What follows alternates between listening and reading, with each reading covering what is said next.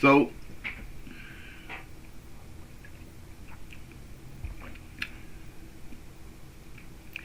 I want to discuss accountability. And what it means to be accountable.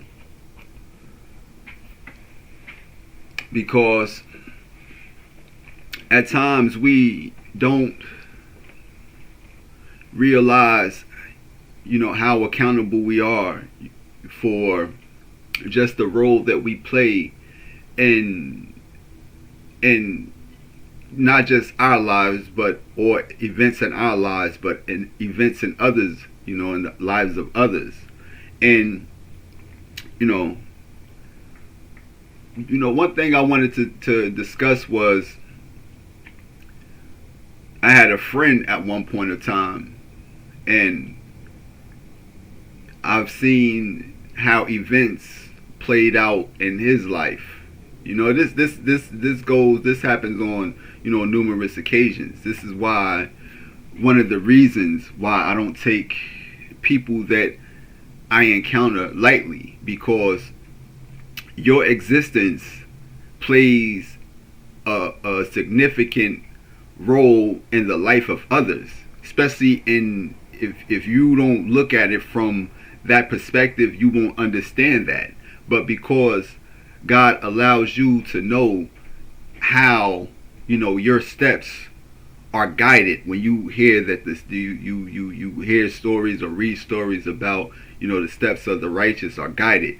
So each and every step that you take has a reaction to it, and that reaction has a reaction to other things. It's like a domino effect, and even in movies, in a movie sense, they have a movie, what you call it, the butterfly effect, where certain actions have an effect, either positive or negative effect, on the outcome of everything around them. So I know that my presence here has a very powerful and significant impact, not just in my family's life, but in the lives of each and everything that's going on now. If you don't look at life like that, then you are looking at it from a skewed perspective. And this is the reason why I'm relaying this to you, because this was laid on me. God shows you and allows you to know the power just of your presence alone. And this isn't just on an individual basis. This is collectively. How your existence impacts the result and the sway of the world. Just your presence alone.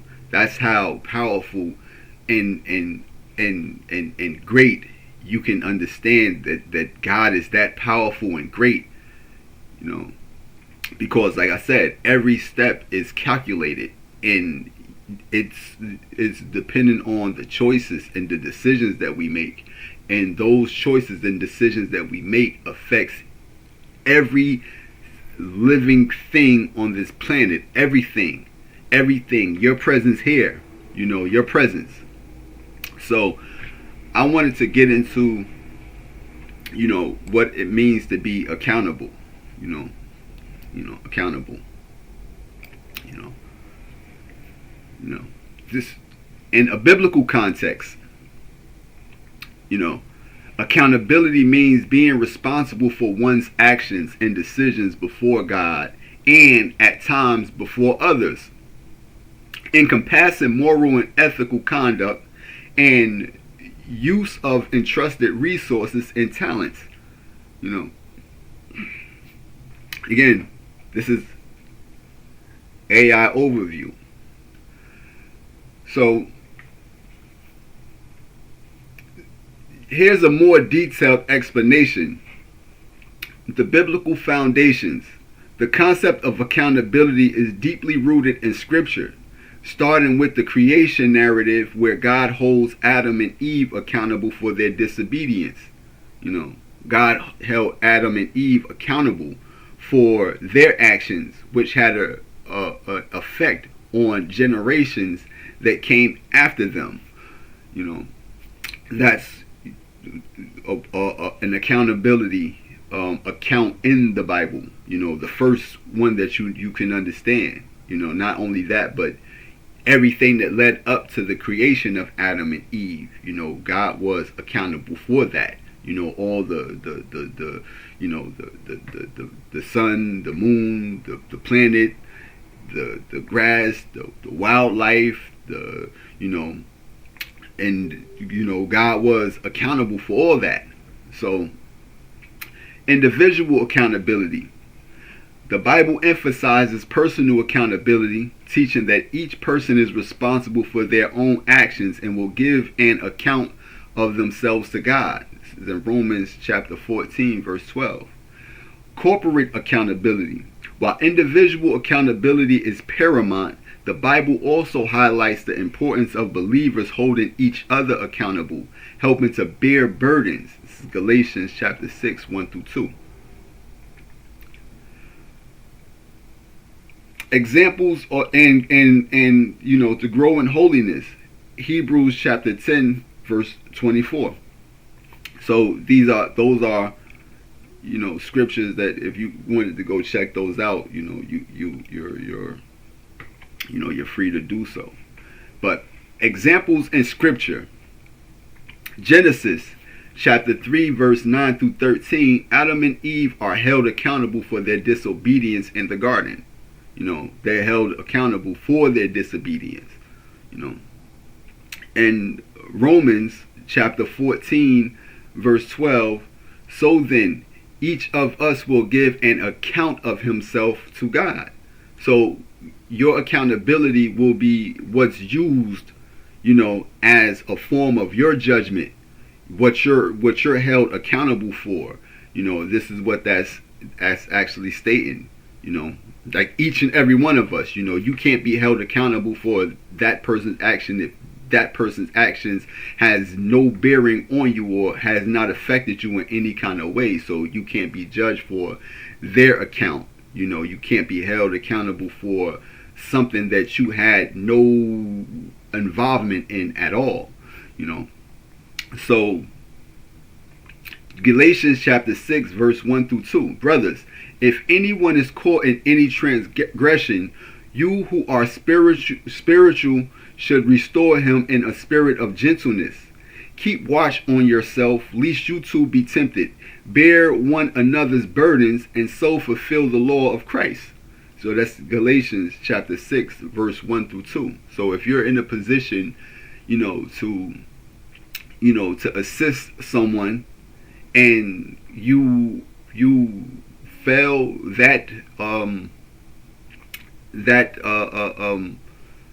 you fail to assist someone, then the actions of that person you can be held accountable for as well. So that's when you're told to bear the burden of each other, like bear your burdens. If you're in a position to guide someone and you choose not to guide them, you know, you will actually be accountable for that. You know, that goes back into Ezekiel, when Ezekiel was, you know, instructing the watchman, or the watchman was instructed to warn the people but didn't warn them, and that he would be accountable for, you know, everything that happened to him. Then if you did warn them but they didn't take heed to it, then, you know, you wouldn't be, you know, that wouldn't be on your hands. You did what you were supposed to do. So James chapter 5, verse 16. Confess your sins to each other and pray for each other so that you may be healed. The prayer of a righteous person is powerful and effective. You know, that's the God honest truth. You know, the prayer of a righteous person is powerful and effective. It's powerful.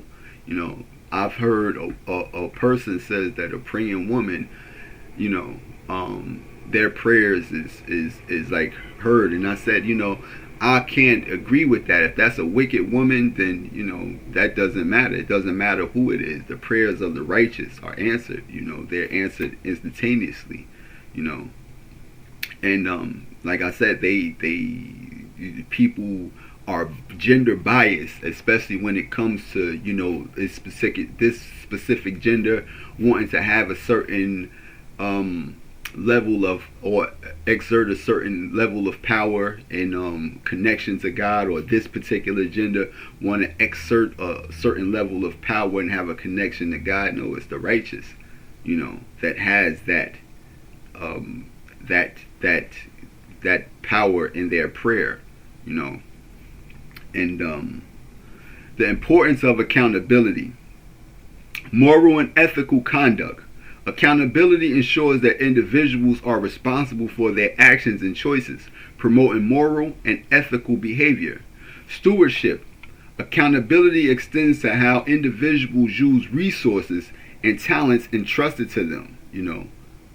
So here we have the accountability extends to those individuals who have resources and talents entrusted to them. That goes with, to whom more is given, more is required. So the ones that have more, they're accountable for doing more. The ones that have less, even though they have less, they can do more with less.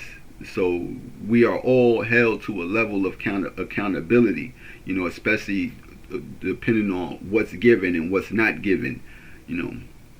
Building up the body of Christ, holding each other accountable helps believers grow in faith and righteousness. So if we can, hold each other accountable, as opposed to feeling as though we are not responsible for certain things, but things that we can and do have the ability to address and to confront, the less that we do confront it or address it, then we are more accountable for things that we do see but don't do anything about, as opposed to things that we don't see and don't do anything about. So that's part of holding each other accountable, and it helps you in faith and in righteousness. And righteousness, again, is correctness, the ability to correct and to change certain things, So that's Matthew chapter 12, verse 36. But I tell you that everyone will have to give account on the day of judgment for every empty word they have spoken. So every empty word they have spoken, words that, may have no meaning, or that you might not think has any kind of effect, you will be held accountable even for words that there's pointless and even pointless dribble. You would have an account for that. So this is why you have to be mindful of what comes out of your mouth, because what comes out of your mouth defiles a person, and that's the thing about that. Once you're held accountable, once you take account and assume responsibility for certain things, this is where forgiveness comes in. You forgive yourself. When you learn to forgive yourself, it's easier for you to forgive others. And with that, that's, accountability. And why it's so important for, me to give you this is because, like I said, I'm going to talk about, my friend. This is a real life friend. This is a friend of mine. That these events, transpired. All this happened, but we're going to give you a little bit more before that, So there is much temptation already in the world today, and Satan is always striving to create even more. First and foremost, you have to understand, what does the Bible say on the importance of accountability? It's why it's important. It's important, the importance of accountability. There's so much temptation already in the world today, and Satan is always striving to create even more. In the face of such temptation, many Christians seek out an accountability partner to pray with and help share the burdens that come with doing spiritual warfare. It is good to have a brother or sister we can count on when we are facing temptation. King David was alone the evening that Satan tempted him into adultery with Bathsheba. 2 Samuel verse 11, or chapter 11. The Bible tells us we fight a war not of flesh but of spirit, against powers and spiritual forces who threaten us. This is Ephesians chapter 6 verse 12. Knowing we are in a battle against the forces of darkness, we should want as much help as we can gather around us, and this may include making ourselves accountable to another believer who can encourage us in the fight.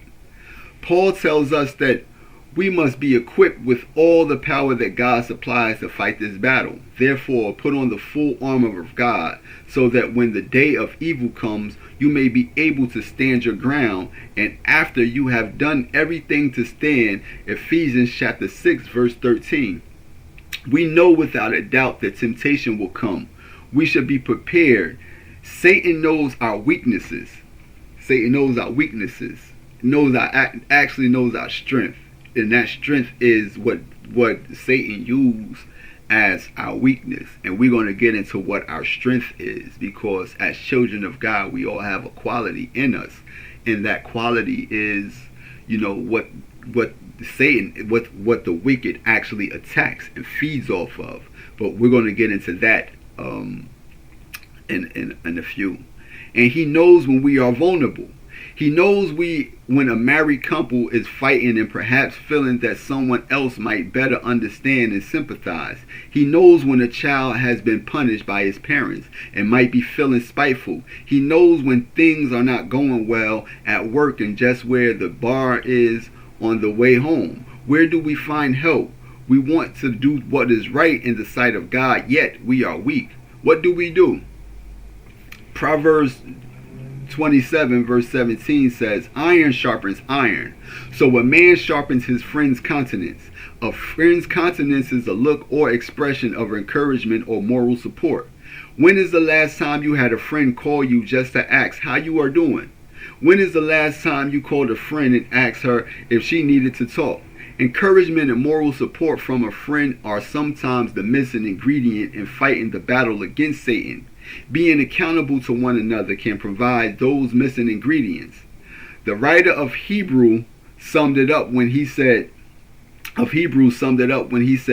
let us consider how we may spur one another on towards love and good deeds. Let us not give up meeting together, as some are in the habit of doing, but let us encourage one another, and all the more of you see the day approaching. Hebrews chapter 10 verse 24 through 25.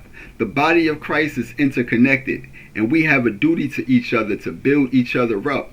Also, James implies accountability when he says, confess your sins to each other and pray for each other so that you may be healed. The prayer of a righteous person is powerful and effective. This is James chapter 5 verse 16. Accountability can help in the battle to overcome sin.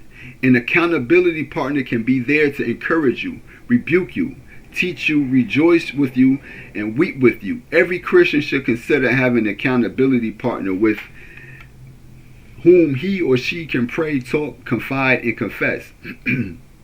So, these are things that the accountability partner does. Encourage, rebuke, teach, rejoice, and weep with you. We weep with you. The other day, there was a video of a man passed out at the table, and it was, I believe, like they was eating, and while his friend was passed out, he was still eating, and a lot of people, they felt as though he was a terrible friend for that, because he was nonchalantly just kept eating his meal while his friend was there, passed out, and they didn't know what was going on, but his friend was just he was just eating, and it was kind of it got a lot of rebuke. A lot of people disapproved of that, so some things you need rebuking, and encourage others to, show a little bit of concern, and don't eat until your friend, come back out of it. Then you ask him, you good? All right, brother, you had us worried there. Now, you gonna eat that? All right, you good? All right, let me get that. And matter of fact, that was on a episode of Seinfeld one time where, George wanted to call off his wedding, but he was scared of his wife. And it was a guy sitting right next to him where his girlfriend, he was talking to his girlfriend and she was crying. And he asked her, don't stop crying, or are you going to eat that? While she was crying and weeping, and he wasn't empathetic with her. He had no compassion for her tears. So that prompted George to be that same way, to be like, hey, thank you, bro. You just saved me, because I wanted to postpone my wedding and my wife cried and I caved.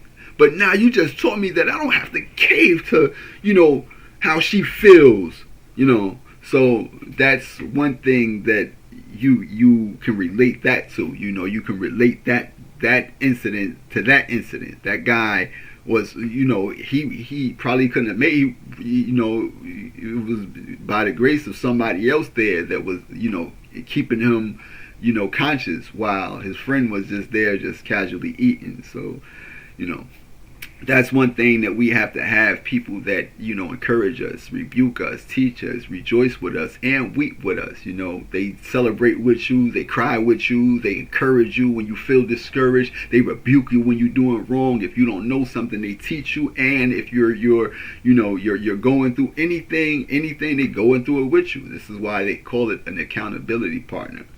So with that, I wanted to, get into this story, because, this was somebody that I encountered in the course of my life when I was maybe 18 or 19, and I'm 46 now. I forget. I don't count how old I am, because, I don't live by, age. I live by grace and faith. And I live by, the grace of God. And that's the reason why a person like me is here, through the grace of God.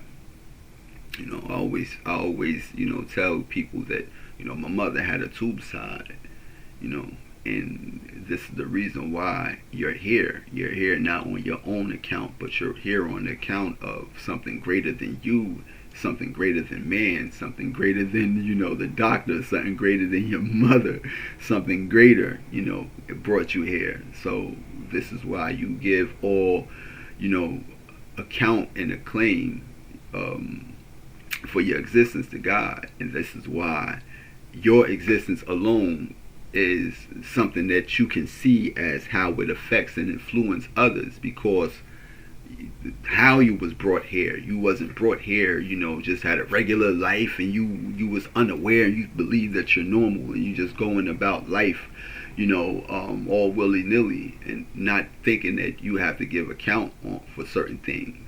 But if we read this article right here, you'll hear a New Jersey gang member sentenced to more than 30 years in prison for mistaken identity murder, other gang-related crimes.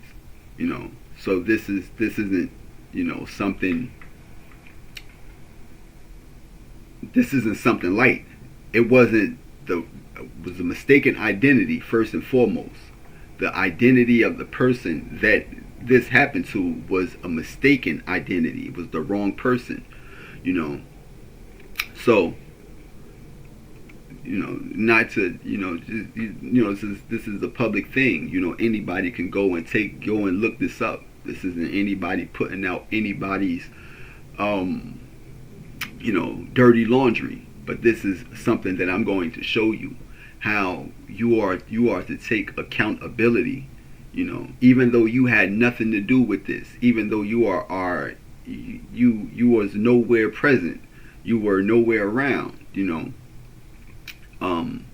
This is something that you are in commune with God. You discussed this with God, and God, allowed you to know, it could have went any kind of way. So don't beat yourself up. But being that you are aware that you are accountable for these things, for certain events, for just encountering certain people. You are accountable for that. You have an account. You are somewhat responsible for the life of these people. Even if you don't know at the time. Because some things God won't reveal to you until the appointed time. And now it's an appointed time. So what I wanted to read was, just the events, just the events. Torian Brooks, this is my friend, this is a friend of mine, a real friend. A leader in the Fruittown and Brick City Brim set of the Blood Street Gang was sentenced today to 362 months in prison for murdering an innocent teenager in the case of mistaken identity, kidnapping a rival gang member, and conspiring to distribute narcotics as part of a racketeering conspiracy. This was the U.S. Attorney Paul J. Fishman announced. Brooks, 31, a.k.a. BG, a.k.a. T-Bird, a.k.a. Reek Boy of Paterson, New Jersey, previously pled guilty to one count of second superseding indictment filed against him in January 2011, which charged him, with conspiracy to violate the Racketeering Influence and Corrupt Organization Act. Brooks entered his guilty plea before U.S. District Judge Stanley R. Chesler, who also imposed the sentence today in Newark Federal Court. According to documents filed in this case and statements made in court, Brooks admitted that he was responsible. He took accountability. He admitted that he was responsible for the July 19, 2004 murder that occurred in Jersey City. Brooks stated that along with co-defendant Emmanuel Jones, 28, of Jersey City, Killer E, aka Emo, he shot and killed a person that they believe was responsible for an earlier shooting of a fellow gang member, but was actually an innocent teenager identified in court documents only as MT. 3 other bystanders was hit by stray bullets during the incident.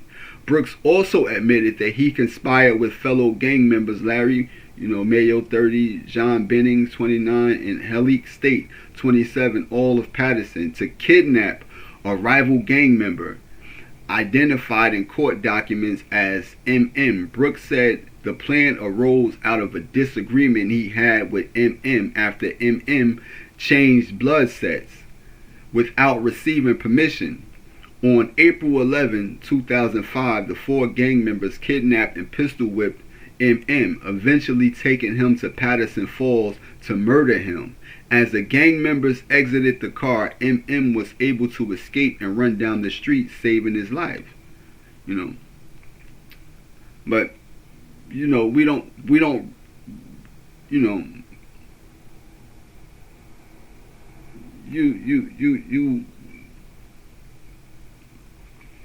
First, I want to say that, I knew, Torian before he became a blood, before he became involved with a gang, because I was actually in a gang, I was actually in an opposing gang, which, is called themselves the Gangster Disciples, but they transformed their name to the Growth and Development. So it had 2 sides of it. You could either embrace the negative role of it, or you can embrace the positive role of it.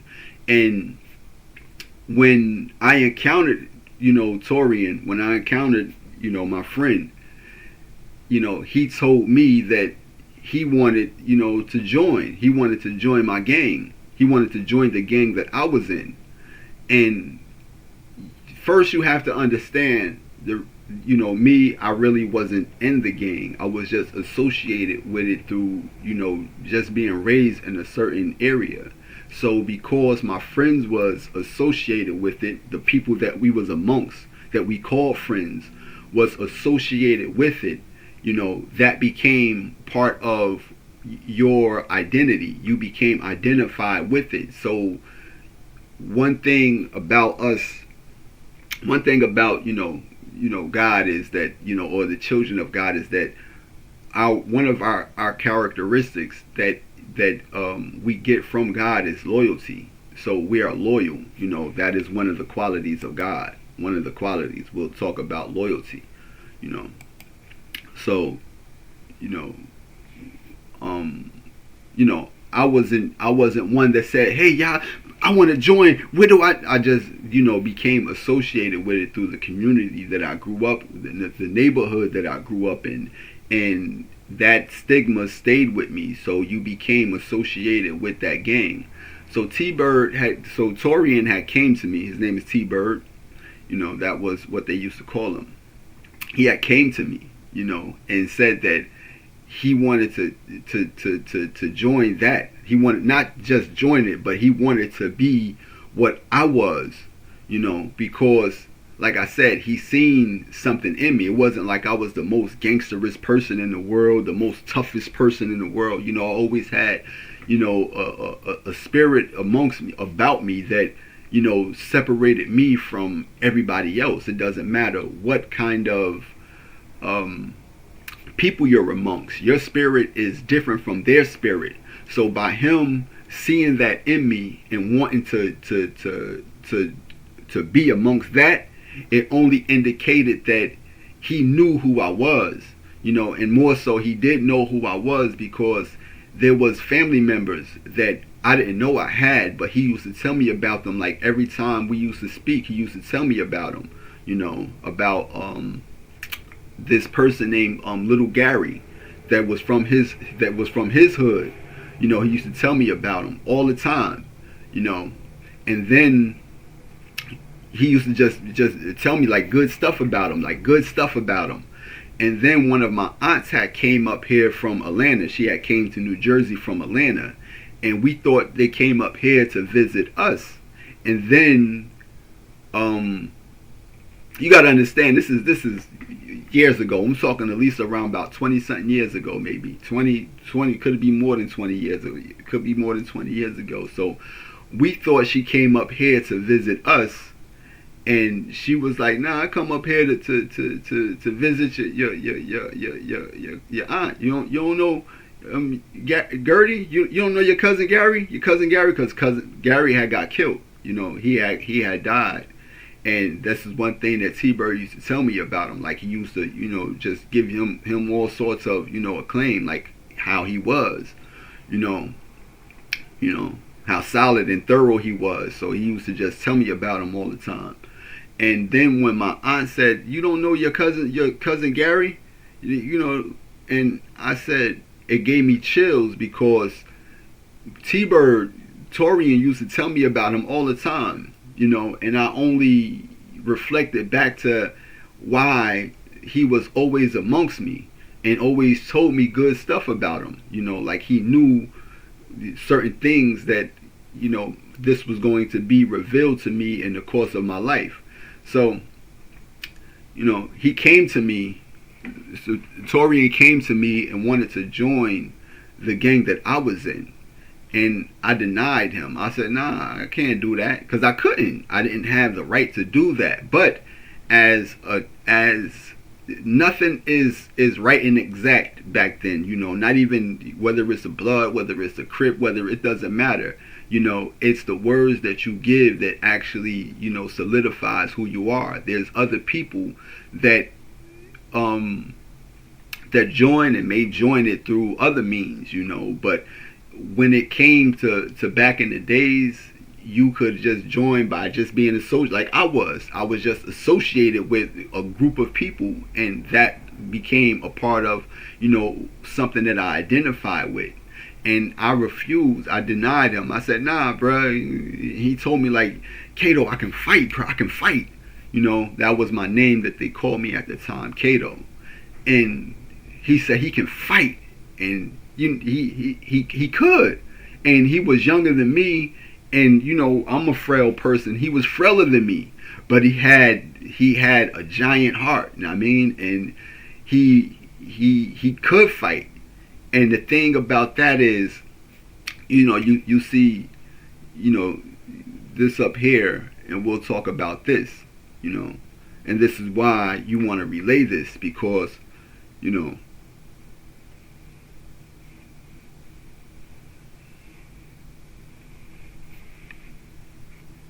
but he said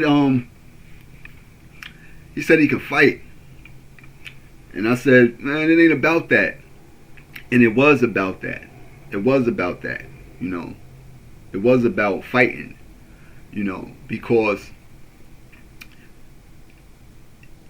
you know, he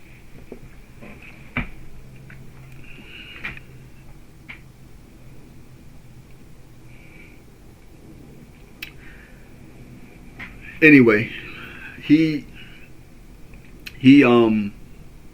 there was a group of people like me, you know, he would have got not the gang that I was in, but who I was in the gang. He would have got that. He would have been associated with that. What he did actually was, you know, he sought protection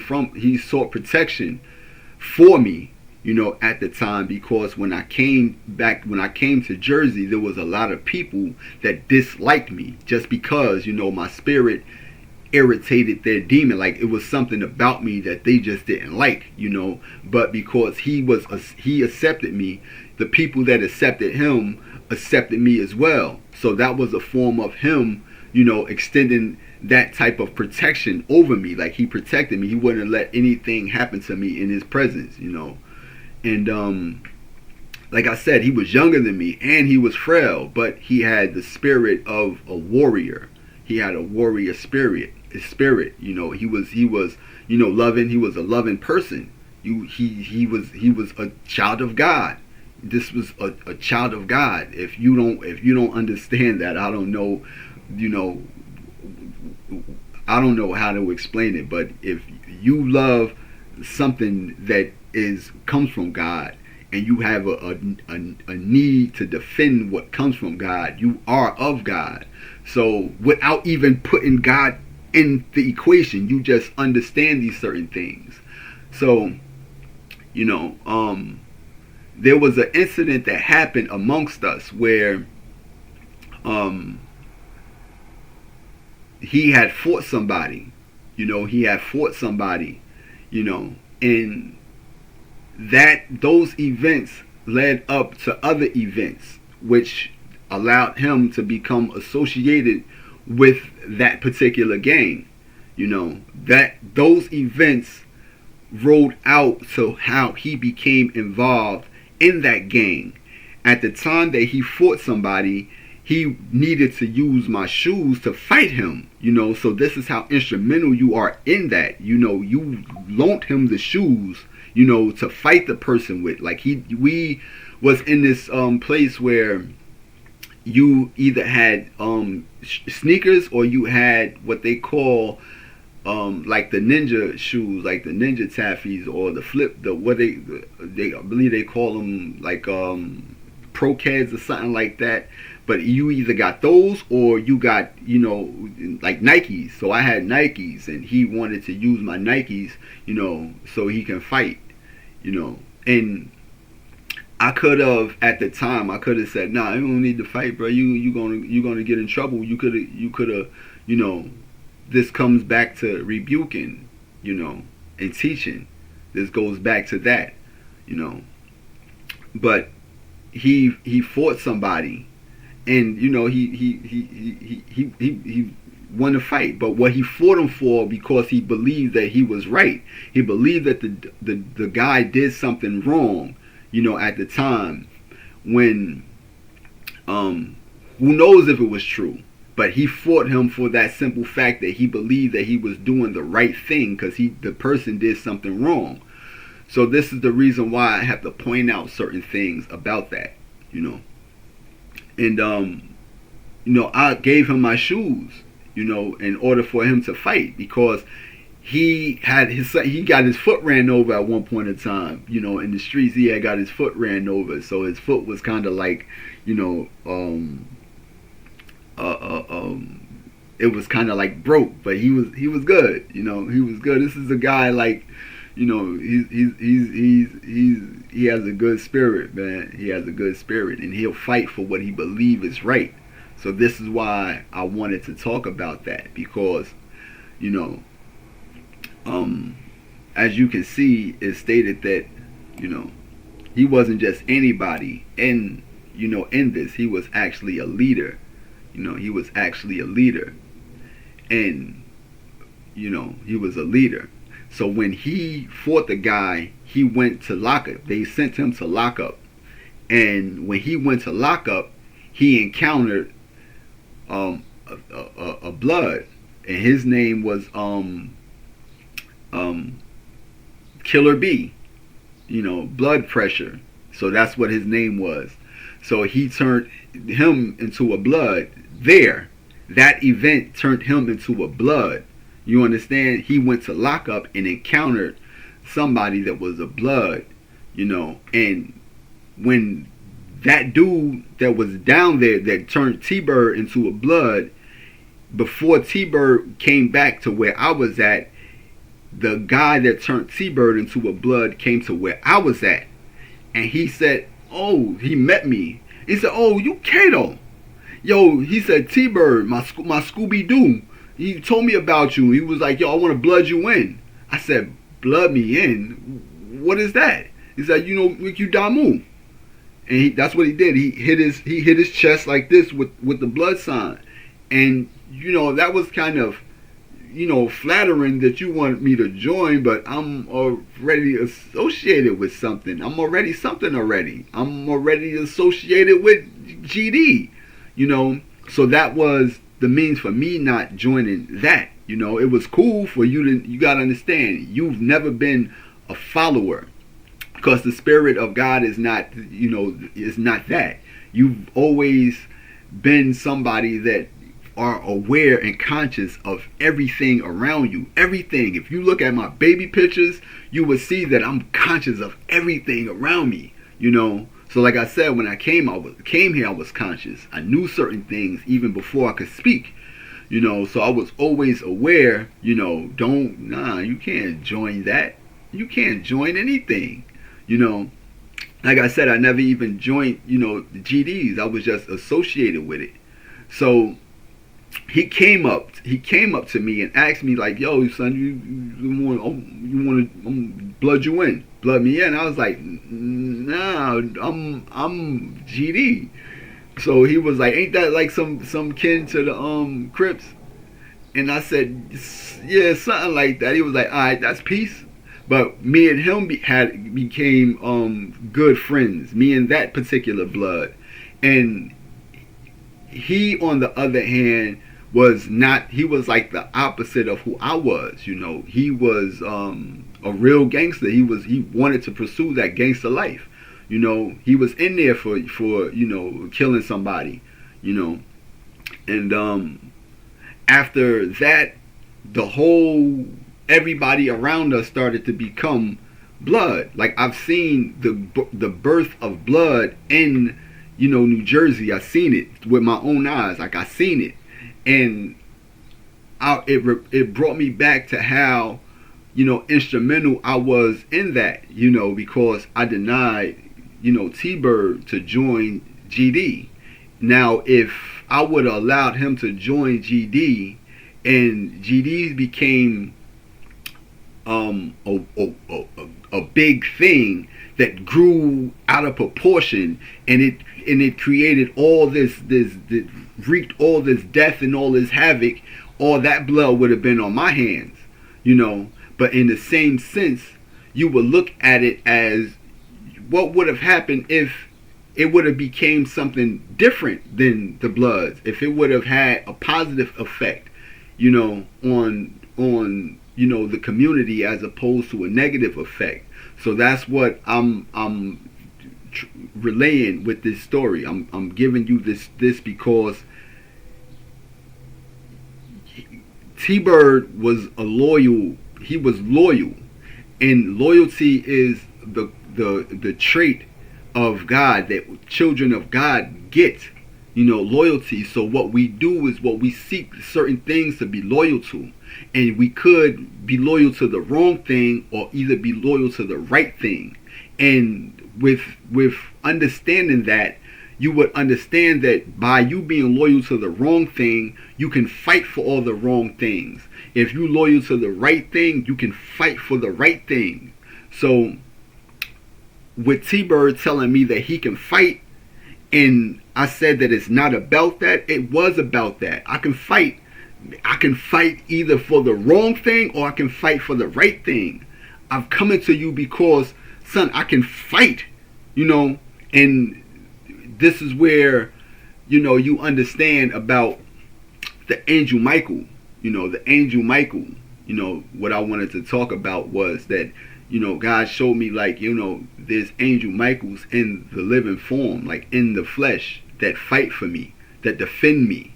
It's not me that destroys people, it's those that love me that destroys them. It's the love that these people that are natural fighters have for me that destroys certain things. So I went and I checked out, Angel Michael, and one of his things was that Angel Michael was loyal. He was loyal to God. He was not just loyal, but fiercely loyal. And I saw that fierce loyalty in T-Bird that you can relate to, God. He had a loyalty that if the wicked gets a hold of this loyalty, this is what the devil actually attacks. It attacks our loyalty.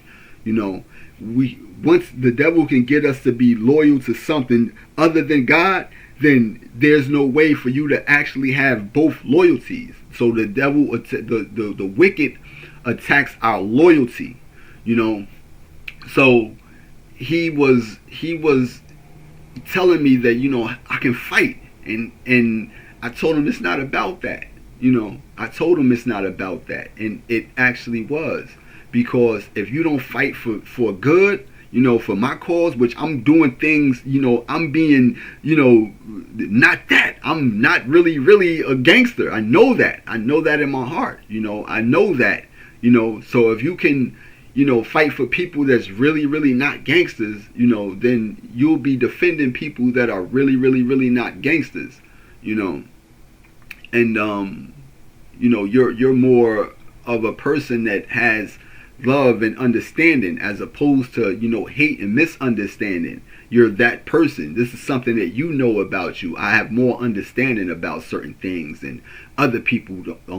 I have more understanding than other people's. I have more love in me than other people, because my love is unwavering. I have God's love, which is an unconditional love. I don't hate nobody because they in this gang. I don't hate nobody because they in that gang. I don't hate nobody because they white. I don't hate nobody because they Arabic. I don't hate nobody. I have unconditional love, and this is a love that you get from God. But because you have to be a certain kind of way amongst certain people, you have to adopt this air that you're unbothered. If people knew that you love the way that you love, they would play on that love. So this is what I understand about that. So he was given the opportunity, to fight, fight on the side of righteousness, because of eventually I got disassociated with, gangster disciples. Like, I don't want to be associated with that. That's too, it has a negative,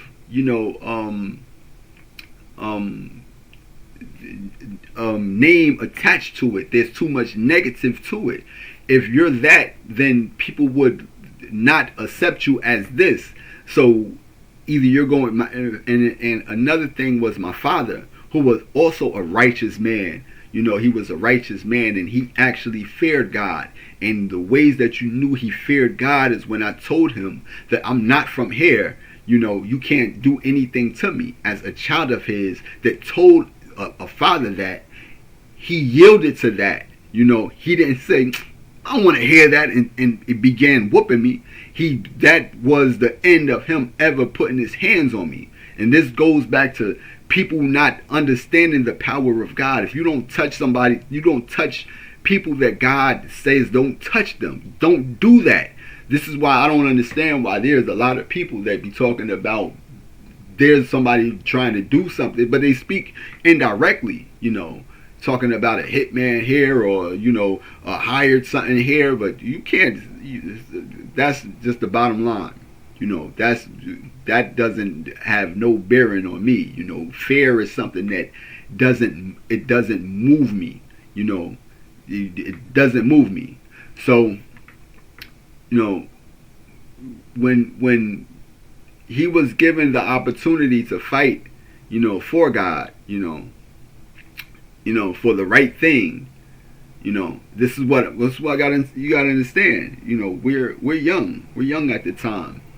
And this was before he became associated with this particular thing. So if I would have said, okay, you can be in it, none of these events would have transpired. For one, he was loyal. He would have been loyal to GD. He would have never encountered any of these people.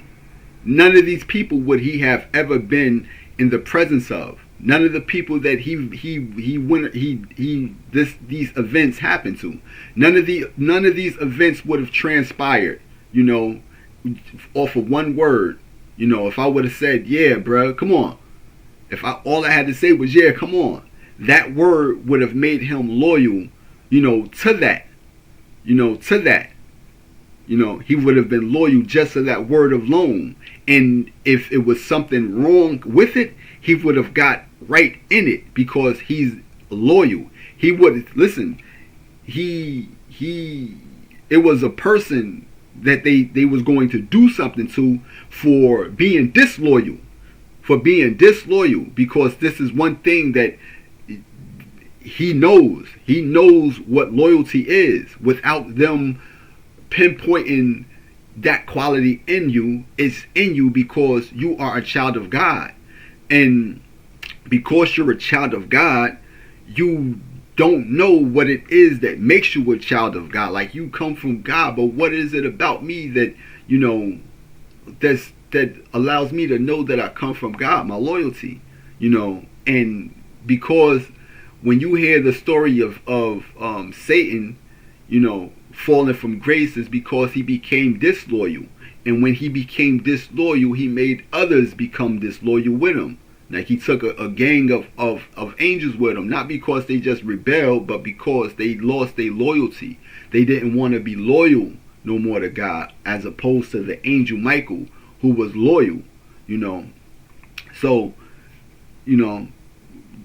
that's the God honest truth, about him. And why I feel as though I should be held accountable as well. Because at a time when I was given the opportunity, to allow him to be something else, I said, nah, bruh. I said, nah, I can't, I couldn't do it. Not that I couldn't do it, or that I didn't have enough power to do it. It's just that I don't like, anybody to feel as though I'm a leader to them, or somebody that's above them. I always look at people as, being on the same level as me and put nothing above me. And I didn't want that, that role of being somebody greater than him, and, I didn't understand at the time, that I was supposed to, had said, okay, bruh, which would have prevented, all of this from transpiring, and I wrestle with this, all the time. This is why I said the other day is that, sometimes you wonder how do you have so much peace, but there's certain things that,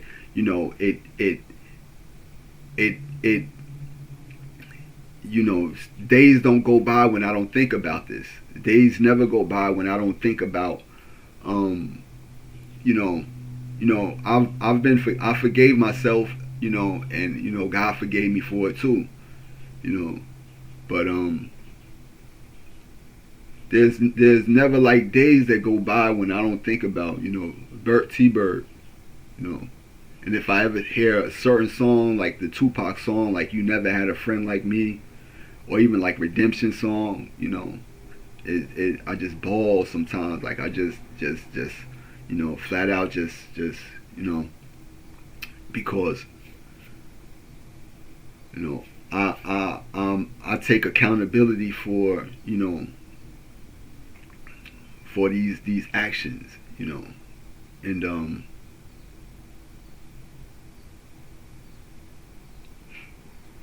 I do. And if I can trade places with them, like if I could um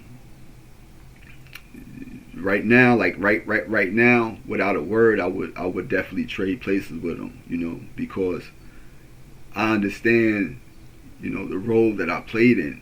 I played in that, you know, just by the steps that led me up to encountering him, encountering this person, you know, and that's that's something that you talk to God about all the time, and God says, man, don't be so hard on yourself, because it could have went any kind of way. It could have went the adverse way. You could have made him,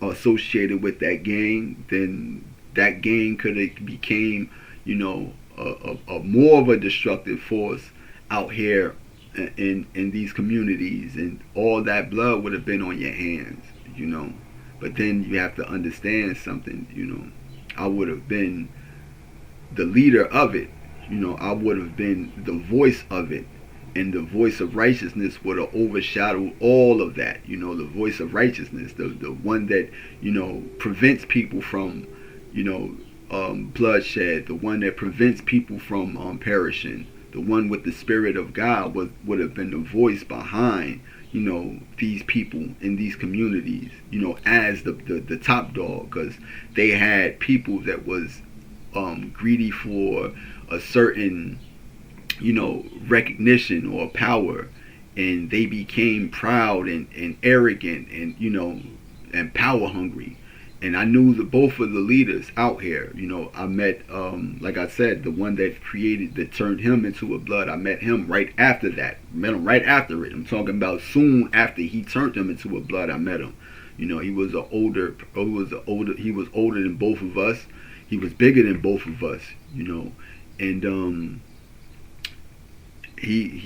we befriended each other. He became a friend of mine, to the point where when he went to prison, he used to write me. We used to write each other. And then the other person that became a huge blood out here in Patterson, we encountered each other, and when we encountered each other, he seen that I wasn't some just random person. So we became real cool. We became friends. Not gonna say friends, but somebody that we conversed with each other, and we shared, information like books. If I had books, I would give him certain books, and after he read the books, we would sit down and we would actually talk about the books. These was the two big bloods out here, in New Jersey. One was Shabazz or Killer B, and the other one was Hitman. We used to sit down and used to talk about certain things. Then there was another time, there was another blood that became a big blood, and he became, before he became a blood, something was going to happen to him, and I assisted him, and then when he became a blood, he became the big blood. And when he became the big blood, he told all the bloods, because I was associated with something completely different from them, that you cannot touch, Cato. Cato can't be touched. So anybody that Cato is with, don't matter who they is, Crip blood, don't matter who they is, you can't touch them either. So this was another incident that I may even have to, expound on, because, you play a role in these events, and you watch these events roll out, and you're able to see from a different perspective through the eyes of God. You are able to see how these events and your role in them, So, even though I have never been um, present in these events, I take accountability for them, for not allowing T-Bird to be on the side of righteousness, for not allowing him to fight on the side of God, because that's what it would have been if you would have been amongst me, because you would have had no. I fought for the right thing. If I seen people getting jumped, I would help them. I would help a person getting jumped. If I seen somebody being taken advantage of, I would intervene. If I see people being mistreated, I would intervene. So that's what the whole idea or the concept of that gang probably would have been situated around. Because they're only as good. No servant is greater than their master. And if their masters are wicked people and killers, then how great can the servants be? Can the servants be, greater than the master? So if your master is a righteous person that interferes in disputes and break things up and protects people and don't take advantage of people and don't go around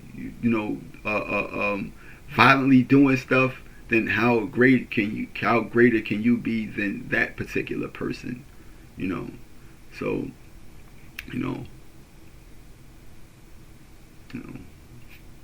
but this is that was what you would have, like a person that could have been a positive impact on the city of Patterson, because Patterson is plagued by a lot of violence and a lot of negativity. It plagues Patterson, and T-Bird was from Patterson, like I said, his heart is gold.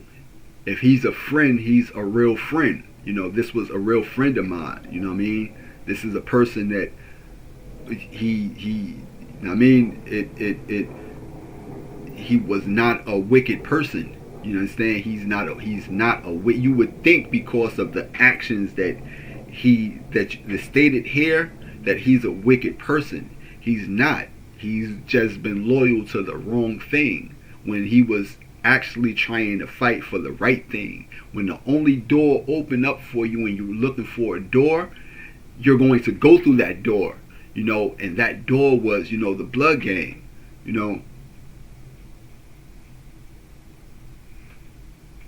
and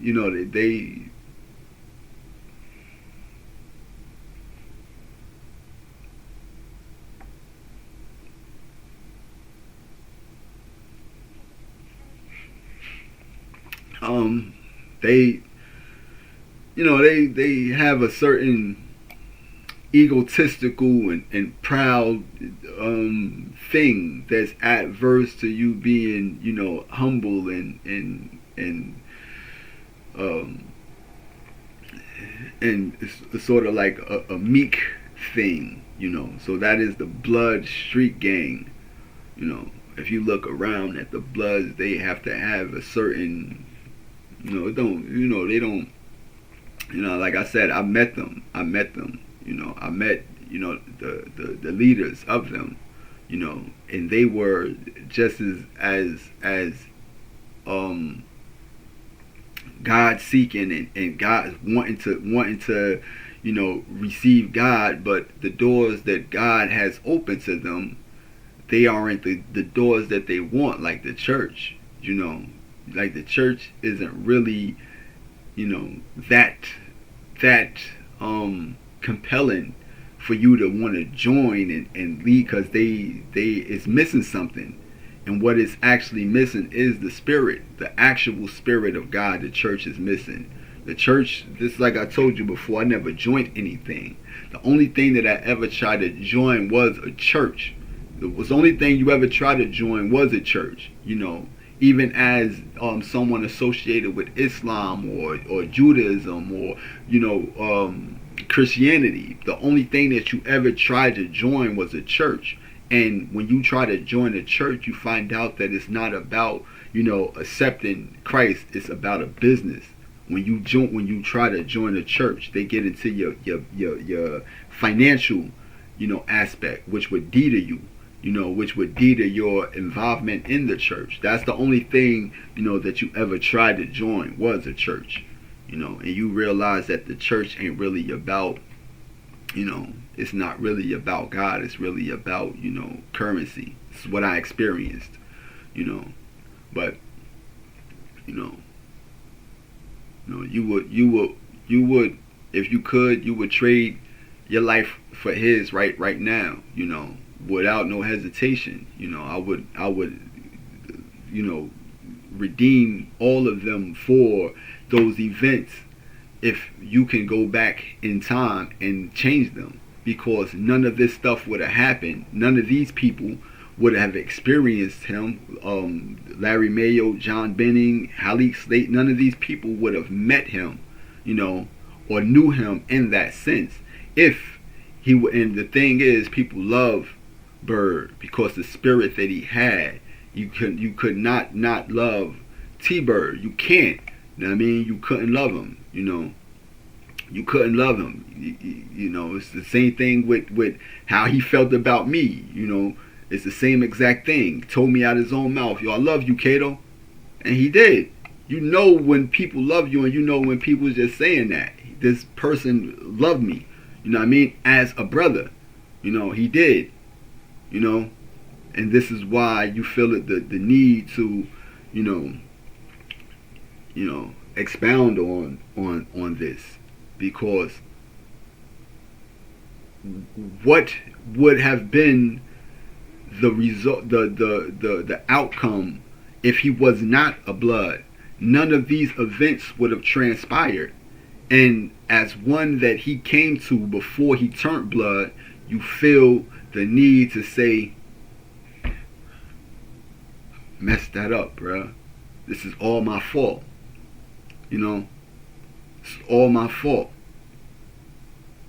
Not some of it. It's all my fault. All of it.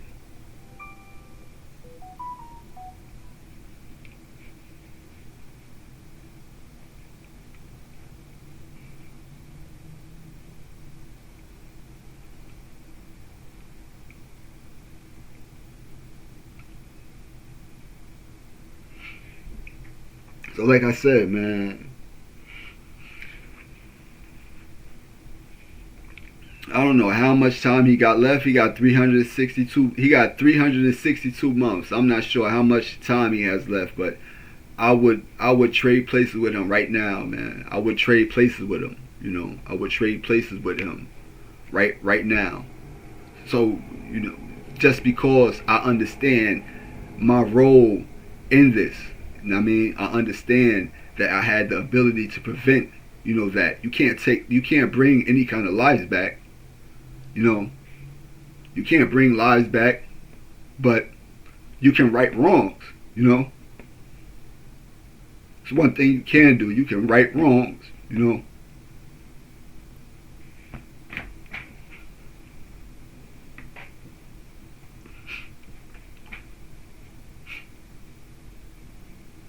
And that's the redemptive quality of God, to redeem,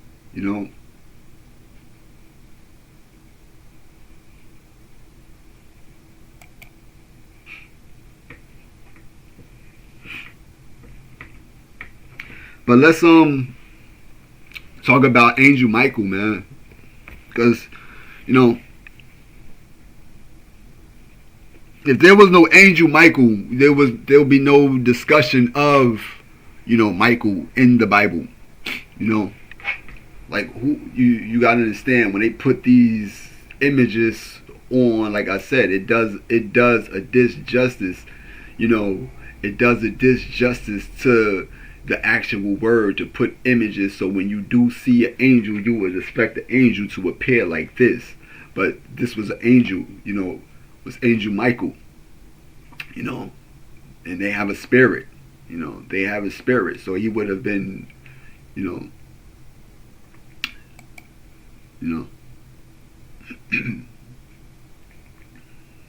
You know, Angel Michael, also known as Saint Michael, is a powerful warrior angel.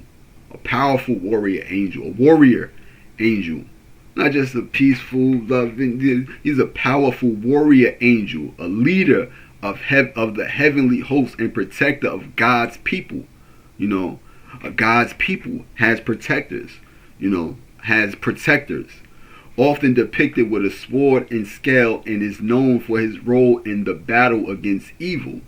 You know, so if Angel Michael was to be loyal to the devil, he would have been a powerful warrior demon, a leader of a demon army, and a protector of the wicked people, often depicted with a sword and a scale, and known for his role against his battle against good, you know, or against righteousness. If he would have chose, you know, to be, you know, a fallen angel, he would have been a powerful warrior angel. Now, I mean, a demon, a powerful demon, you know. So this is the characteristic of Michael. Michelangelo is depicted as fiercely loyal to God, fiercely loyal. You know, Angel Michael was loyal to God.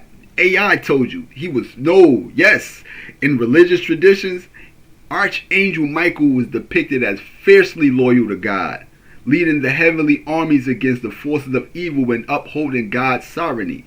You know, so a lot of our you know, our people, and there's others that God spoke to me about and said, you know, that's you know, one of mine. You know, he's that, you know, and you know, you would step to them, but because they are influenced by, you know, other things that, like I said, the devil sets traps for us. And when you go back here, it states, you know, it states here, you know, that there's much temptation already in the world, and Satan is striving, you know, to create even more. You know, Satan knows our weaknesses, and he knows when we are vulnerable. Our weakness is loyalty. You know, that's one thing that we have a weakness to, and we're vulnerable to our loyalty. This is why they attack what we are. This is why what we are loyal to is attacked. You know, so the devil or the wicked can get us to be loyal to other things other than God, and we'll be loyal to that without knowing that we're serving, you know, that, as opposed to serving what we're supposed to be serving. So in our communities, we tend to serve, you know, other things that are outside or out of alignment with God, and we would also associate it with God because we are vulnerable to betraying God, because we don't want to be like it seem like we're actually betraying God. But that's the whole purpose of the wicked, is for you to betray God. When Adam and Eve was tempted, when you hear about the serpent tempted Eve, it wasn't about, you know, getting her to disobey. It was getting her to betray, you know, God, to you know, revoke that loyalty, you know, because God was loyal to them.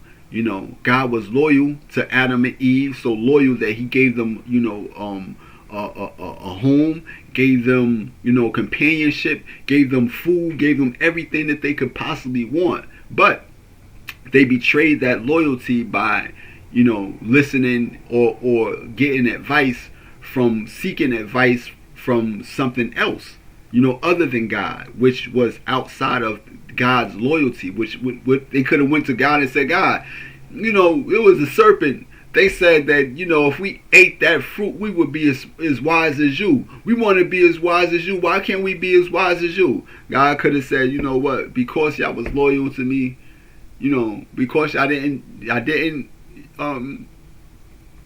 eat the apple, I'm granting y'all that. You know, I'm granting y'all that.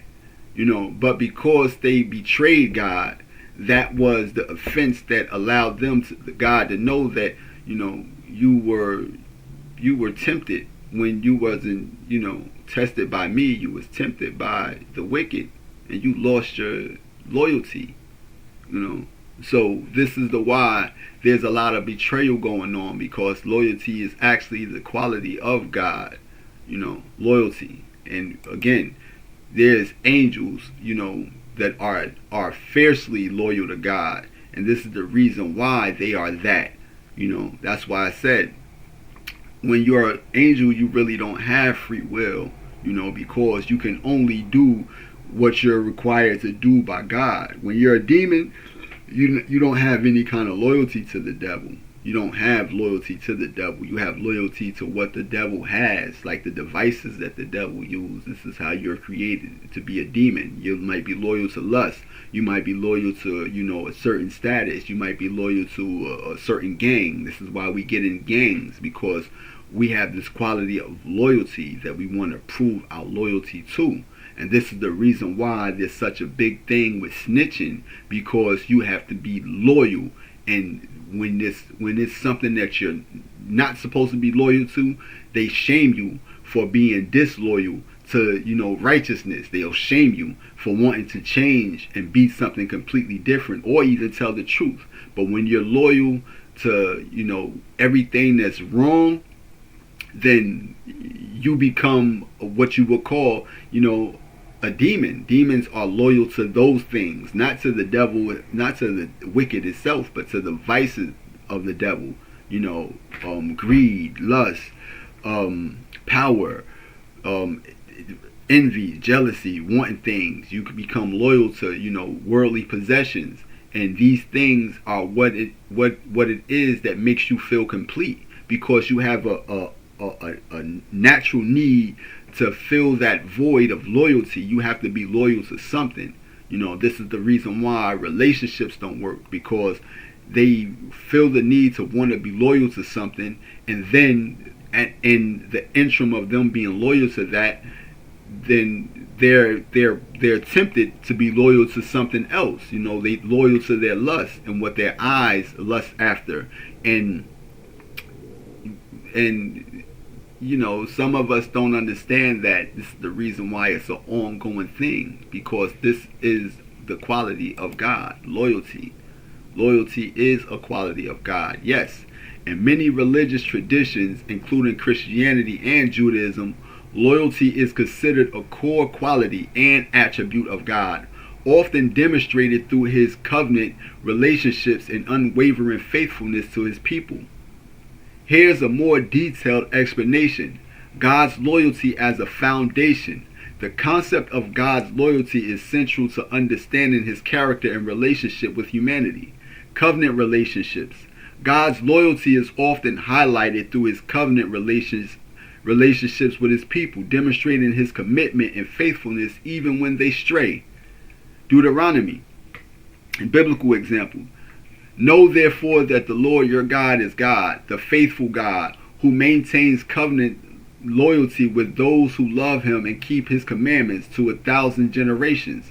Jeremiah chapter 9 and 24.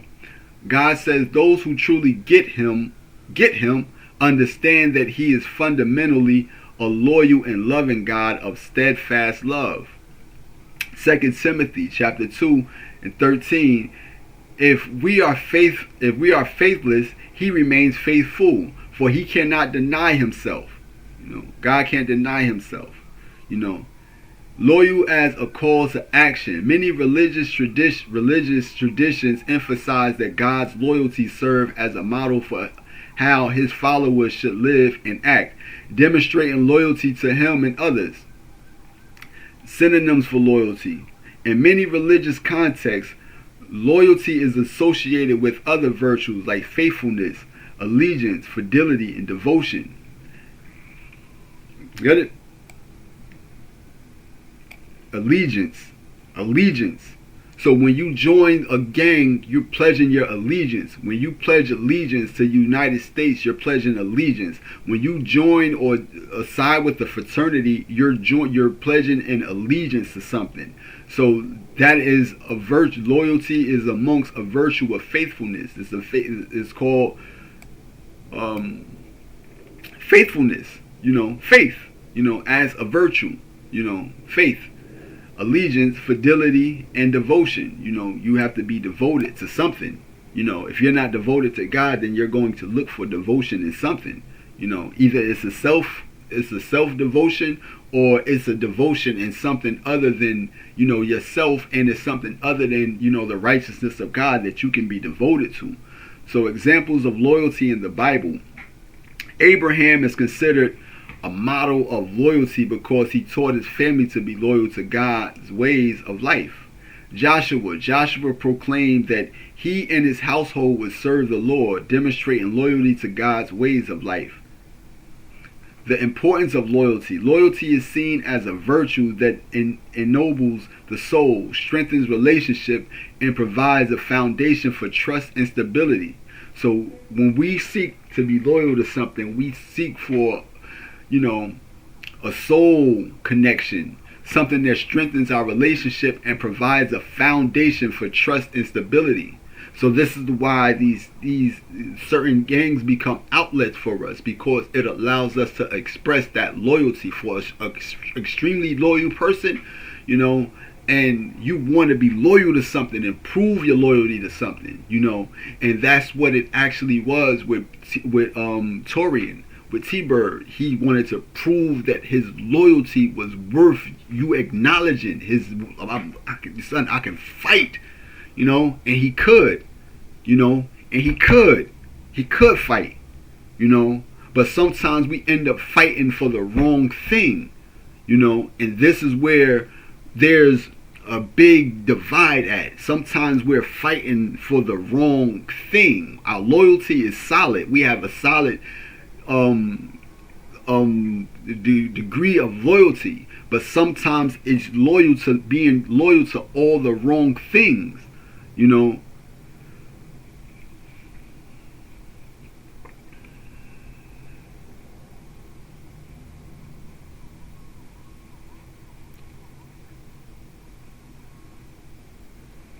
And God is loyal, so we are to be loyal. Godliness is simply the quality of being more like God. Since God is loyal, those who are godly will pursue loyalty in their own lives. You get it? If God is loyal, if those that are truly with God, they'll pursue loyalty in their own lives. They'll pursue that. But like I said, this is one thing that we are vulnerable to. Our loyalty makes us vulnerable. We have certain things that we want to be loyal to. So, the devil gets us to be, when I say the devil, I'm talking about, the wickedness of man and woman that wants us to be loyal to anything other than God. This is why there's so much, you better get you some money. They want you to be loyal to the fact and the idea of getting money and success and a worldly status in the world that puts you at a certain place of respect and honor, and as opposed to serving others and serving God. They want you to serve yourself. They want you to be loyal to that. So this is where we become vulnerable at. And this is what the devil knows, that we are, in fact, the creatures that, have to be loyal. This is the reason why we have communities, because the communities is the depiction of loyalty, is an actual physical representation of loyalty. This is why we have gangs, because it's a physical, depiction of what loyalty is, So, I wanted to share that, because it goes into, details on accountability, And like I said, to this very same day, this is a friend of mine. And I would trade right now positions with him. I would even leave this planet so he can, redeem himself right now without what time is it? It's 12:49. I would leave right now. 4/1/2025. I would leave this earth right now to redeem him. And no greater love than a person have than to lay their life down for a friend. This is a friend of mine. and I see where I went wrong in this life, you know. And he not saying that he was a perfect person, not saying that he was perfect, you know, but he was, you know, someone that sought to fight for, you know, or defend God's people, someone that sought to defend God, you know, and somebody that was here on the decree of God. He sought that, you know, and this is not something you just blowing smoke. I mean that with every fiber in my body. Like, I would leave here right now, you know, to redeem them, to redeem this whole situation. You know, I would do that right now. Just somebody take care of my cat. You know, with no hesitation, without saying goodbye to nobody, without anything.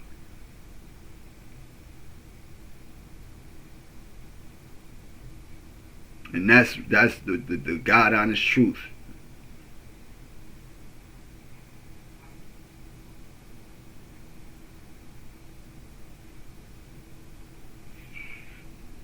Or I'll go back, or I'll go in there and serve the rest of that time, you know, willingly, with no hesitation.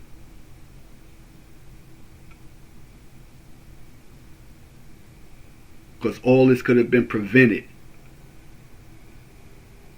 with one word: okay.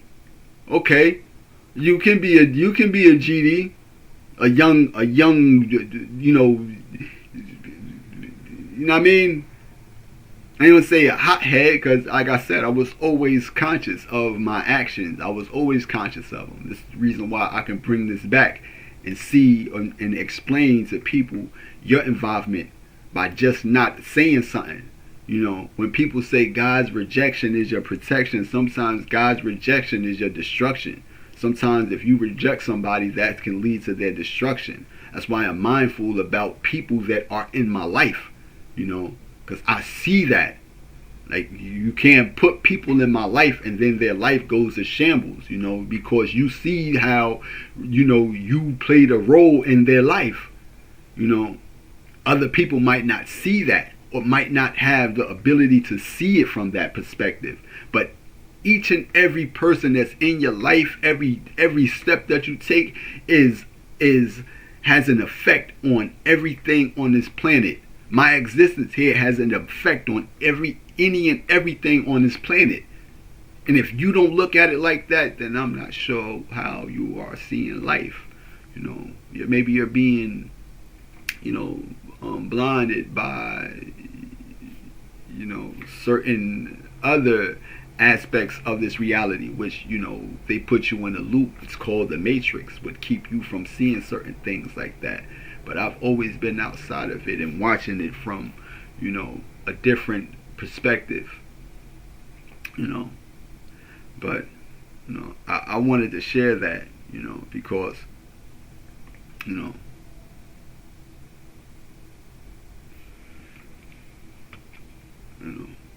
me, like I said, me and God, we discussed that, you know, time after time. And God said, you forgive yourself. Long as you forgive yourself, and you know, you're good. You know, if you don't forgive yourself for it, then you won't be good. But I forgive myself for it, and I'm willing to face, you know, you know, or accept accountability for it, you know, and the responsibility of everything that transpired in that ordeal, because, you know, it could have been prevented, you know. And like I said, the Spirit of God is redemptive. So, you know, if we could redeem ourselves, you know, then we're making progress.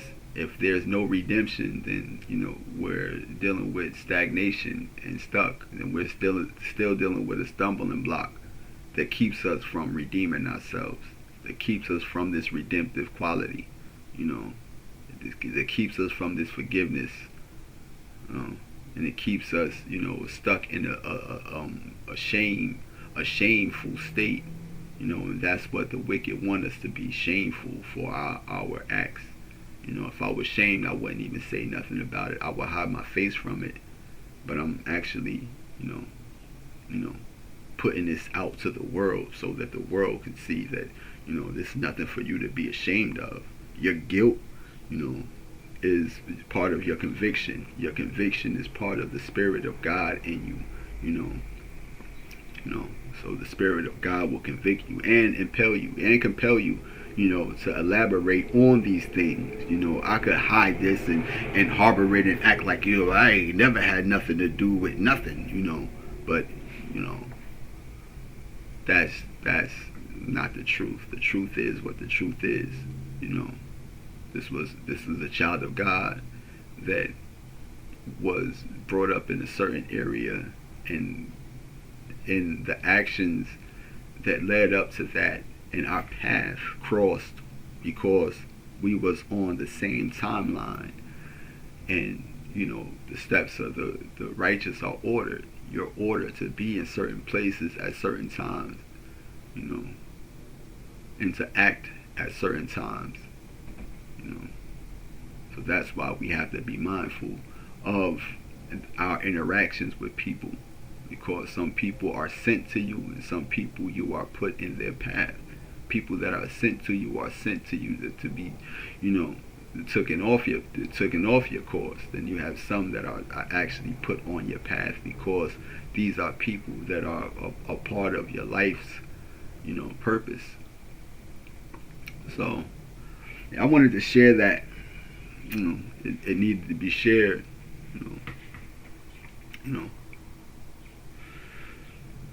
So I hope that helps somebody, man. But peace.